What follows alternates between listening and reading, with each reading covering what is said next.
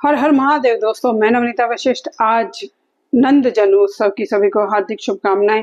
6 दिन तक लगातार नंद उत्सव मनाया जाता है। विशेष रूप से बड़े बड़े मंदिरों में 6 दिन तक कान्हा जी के जब तक छठी नहीं हो जाती तब तक ये नंद उत्सव मनाया जाता है। जैसे कि भगवत पुराण में विशेष रूप से वर्णन है, उसी तरह से कई जगह पे उन्हीं रिचुअल्स को फॉलो भी किया जाता है। तो आज के दिन विशेष रूप से गुगा नवमी भी है, क्योंकि जन्माष्टमी से अगले दिन गुगा नवमी मनाई जाती है। ये उत्तर भारत और राजस्थान में बहुत ही विशेष त्योहार है, जिस दिन की नाग देवता की पूजा की जाती है और नाग देवता से प्रार्थना की जाती है अपने घर की सुख समृद्धि संपन्नता की, अपने परिवार की खुशहाली की। क्योंकि इन समय में नाग बहुत ज्यादा निकलते हैं, इसलिए विशेष रूप से उनकी पूजा आराधना करके उनको उनका भोग दिया जाता है।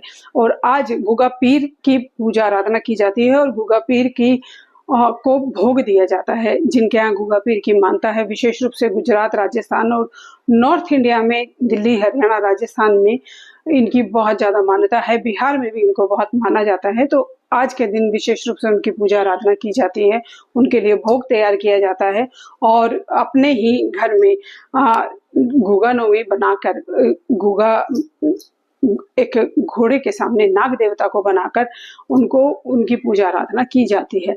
जिनके घर में जिस तरह से ये रिवाज की जाती है, उनको वैसे ही इन रिचुअल्स को फॉलो करना चाहिए। क्योंकि जो आपके पूर्वज जिस तरह से देवी देवताओं की पूजा करते आ रहे हैं, आपके देवी देवता भी उसी तरह का भोग और उसी तरह की पूजा आराधना से ही संतुष्ट होते हैं। ये एक परंपरा होती है जो हर एक परिवार को निभानी होती है और ये जरूरी भी है अगर आपको अपने घर की सुख समृद्धि संपन्नता चाहिए। आप कुछ और नया करें ना करें, लेकिन जो आपके घर की परंपरा है या जो आपके घर में रिचुअल्स फॉलो किए जाते हैं, आप उनको ही फॉलो कर लेते हैं, तो वो अपने आप में एक अथाह ब्लेसिंग आपको देते हैं, जो कि कोई भी इसको ना तो ब्रेक कर सकता है और ना ही उस घर पे कभी भी दुख संकट परेशानी आती है। तो आज के दिन विशेष रूप से आप ये उपाय कर सकते हैं।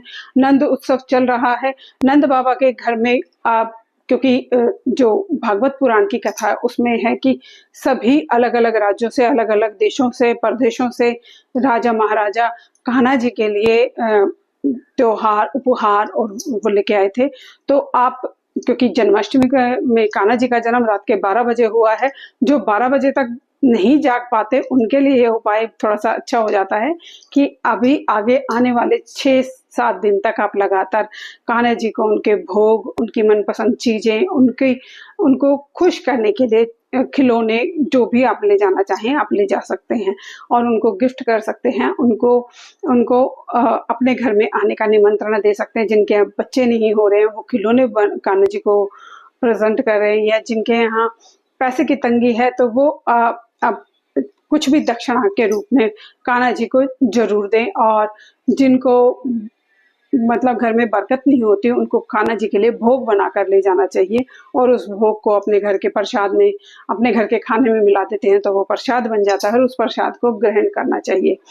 इस तरह से अलग अलग चीजों से आप कान्हा जी को रिझा और मना सकते हैं। उनकी ब्लेसिंग प्राप्त करने के लिए आप ये सभी उपाय कर सकते हैं। इसके अलावा कान्हा जी 16 कला संपन्न है और 16 कला जो हैं वो एक एक कला एक एक नाम से इंडिकेट की जाती है। ये 16 कला जब इंसान में आ जाती हैं तो वो अपने आप में संपूर्ण हो जाता है। यही 16 कला सीखने के लिए, यही 16 कला में महारत हासिल करने के लिए आपको कान्हा जी की ब्लेसिंग की बहुत ज्यादा जरूरत होती है। तो इन चीजों को धारण करने के लिए आप इन कलाओं के नाम भी अगर रोज एक बार जाप लेते हैं तो आपकी वो कलाओं का असर आपके अंदर आना शुरू हो जाता है। तो बहुत ही सरल, बहुत ही अचूक ये उपाय हैं।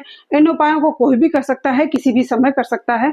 तो जो भी उपाय करें बस भाव से करें, विश्वास से करें। ये गुगा नवमी और कान्हा जी आपको आपके परिवार के लिए सुख समृद्धि संपन्नता लेके आए, इसी भाव और विश्वास के साथ। धन्यवाद दोस्तों, नमस्कार।